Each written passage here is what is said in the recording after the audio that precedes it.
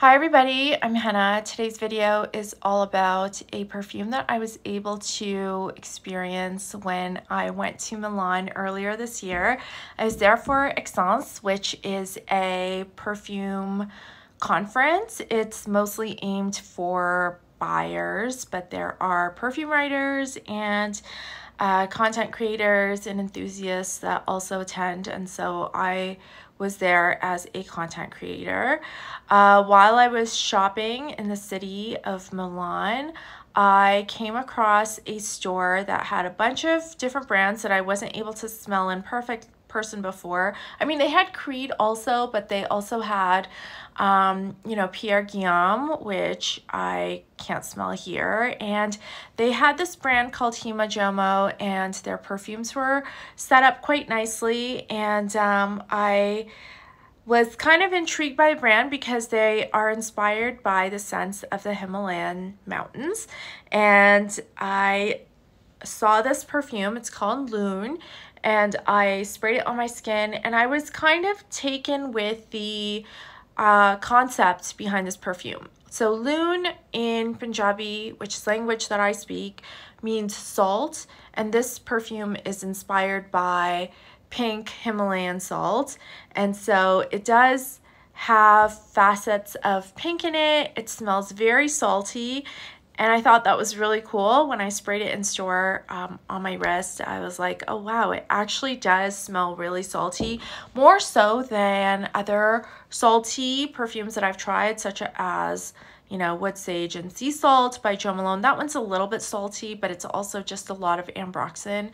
And I feel like sometimes perfume brands use quantities of ambroxan to bring around that salty feel, but then as it kind of dries on your skin and heats up on your skin, it just really smells like sweet, smells really, really sweet. And this perfume doesn't do that. So it doesn't get sweet.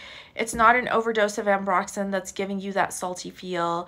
Apparently it's pink pepper that's giving you that feeling of salt, which is interesting because that would be the contrasting note or ingredient that I would think of, but I really do get the scent of salt when I smell this perfume. So when I got back home after experiencing all the perfumes at the fair, and Hima Jomo was at Essence also, I just never had a chance to speak to anyone there because they were always busy and always with people, so that was fine. I was able to go into the booth and kind of see their display, and I loved that, but I didn't get to speak to anyone there. And when I got back home, I still had the memory of this scent in my head, and I still loved the idea behind it.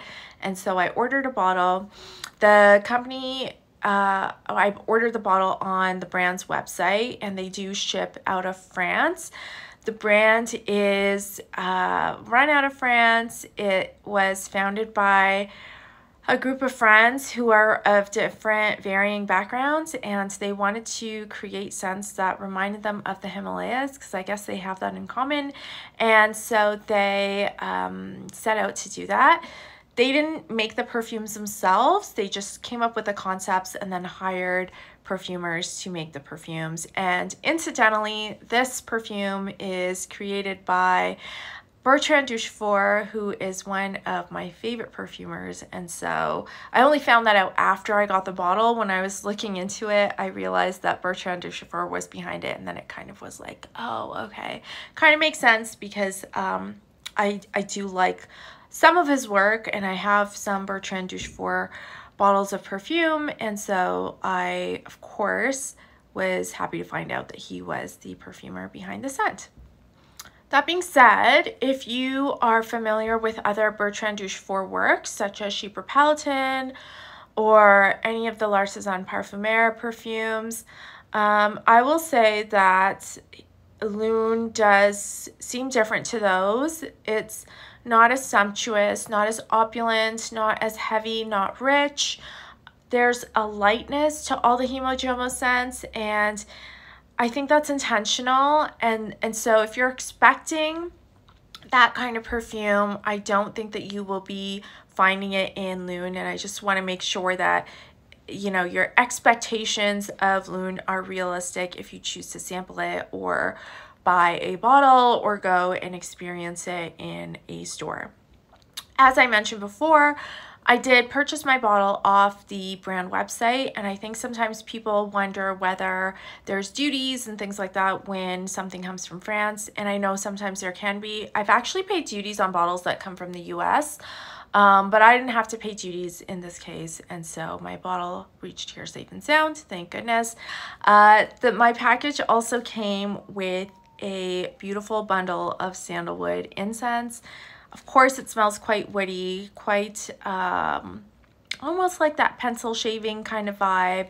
It's creamy and slightly floral and resinous, and the incense does look like it's handmade.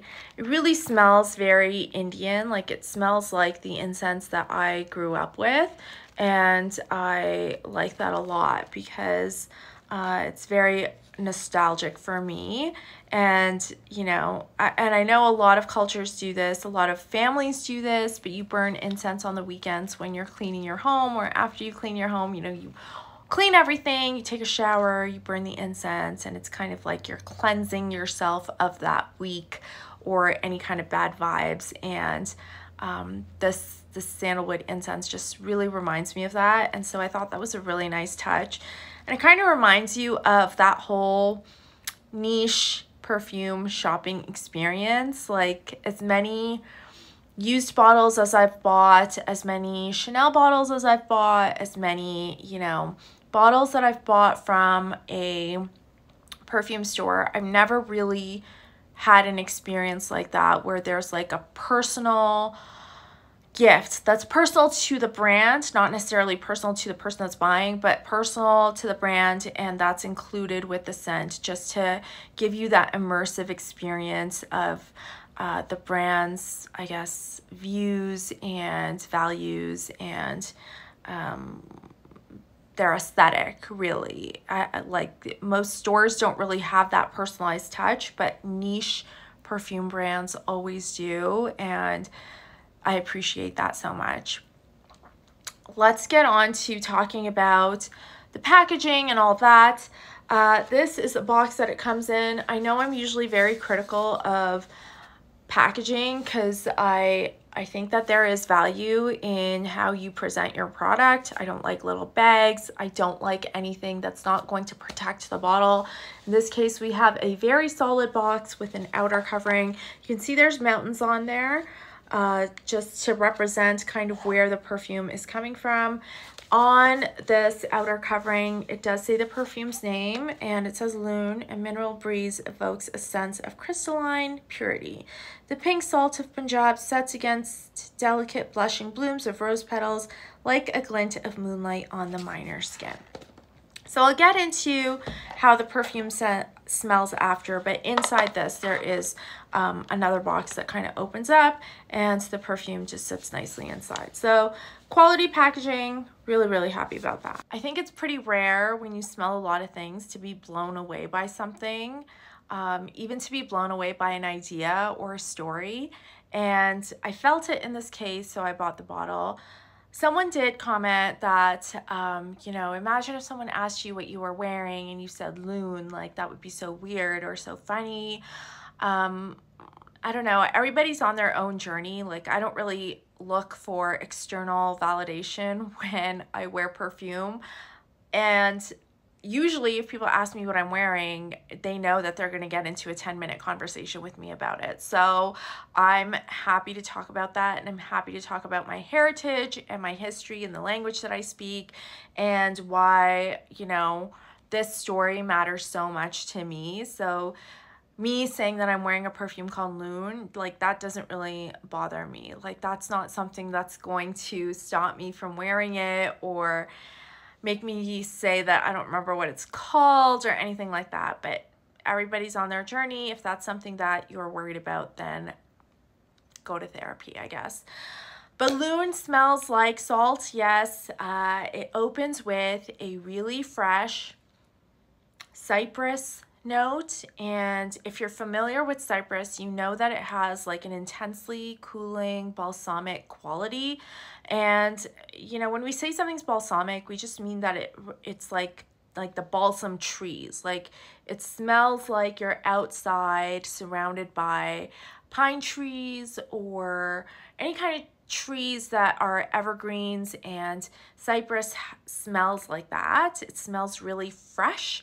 It smells minty. It's cooling, invigorating, and Loon opens with cypress, and there is a salt accord, and I don't know if it's really pink pepper. I have no idea.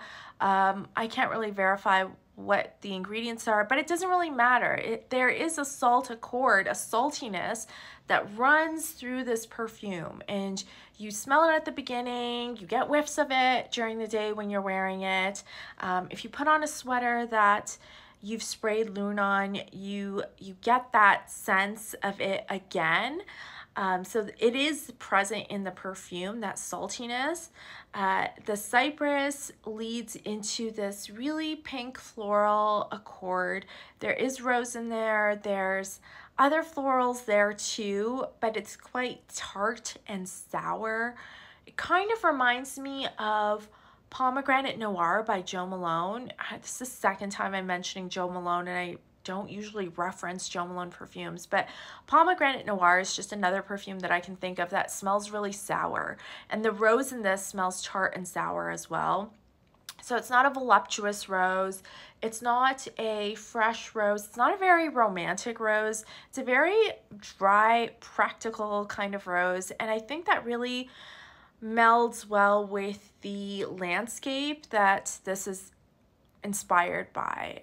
The Himalayan landscape, as romantic as it might seem from far away, because we're looking at these, you know, majestic mountains, really it's rocky, it's unforgiving, and yes, they're mining salt there. And in fact, what I noticed is at the back of this bottle on their label, you can see that there are coordinates listed on there.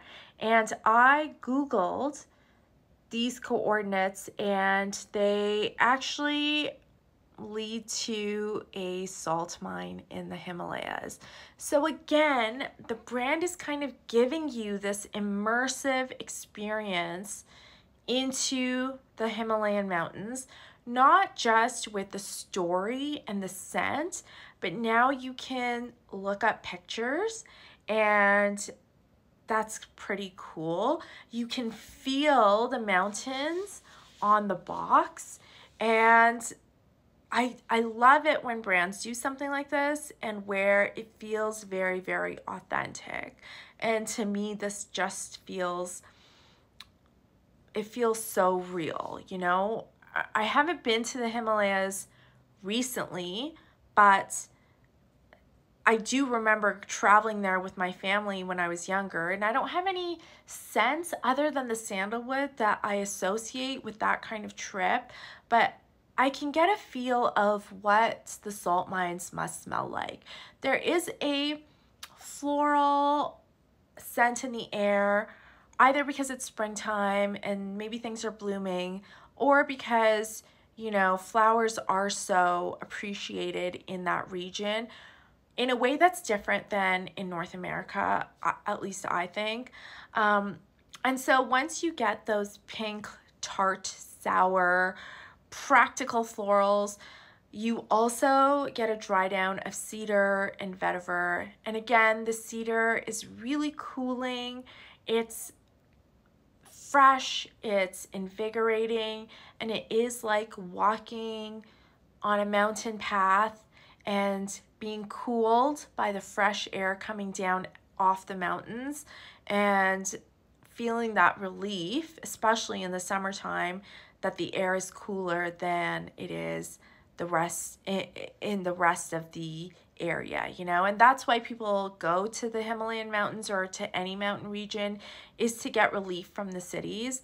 And you get a sense of that with this perfume. Like, you get the saltiness, but there's a quiet meditative quality that I think the dry down and the opening bring. And it's because of those notes that are cool. They are very, very cooling and calming at the same time. And I really appreciate that. And I think that that feel is something that the brand is trying to convey. Their booth at Essence and even their displays in the store, even when you go on their website, everything has a calmness to it. When you step into their booth, there was not a lot going on, no bright colors. Everything was very subdued, quiet, again, meditative, contemplative, and I really appreciate that. I got a sense that this is a brand that wants you to sit with yourself for a while and really think and feel, imagine, and allow yourself to be still for a moment. And Loon definitely helps me do that. I love wearing it. I think that I'll reach for it a lot more over the summer because it is so cooling. The one thing I forgot to mention is that Loon is part of the Treasures collection by Hima Jomo, and that is their most recent collection.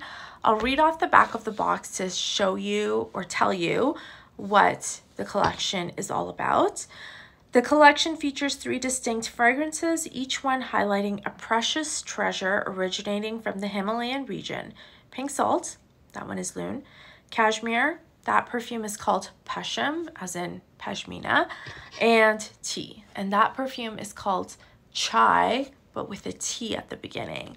Now, I did receive 2 samples with my order, and I got a sample of Pashm, which is really nice, and I'm gonna test it out over the next few months. And I got a sample of Winter.